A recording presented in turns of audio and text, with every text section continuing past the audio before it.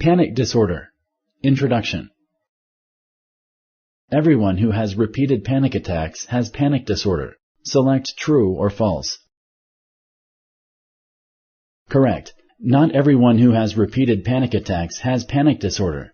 Substance abuse and other mental health conditions can cause panic attacks.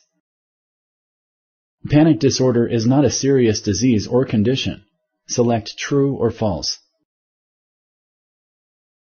Correct. Panic disorder is a serious medical condition. If not treated, it can cause serious complications such as depression and phobias. It also increases the risk of substance abuse and suicide. Does having a risk factor for a medical condition mean that you will develop that condition? Select yes or no. Correct. Having a risk factor does not mean that you will develop the condition. It may take some time to find the right medication or combination of medications to treat your symptoms. Select true or false. Correct.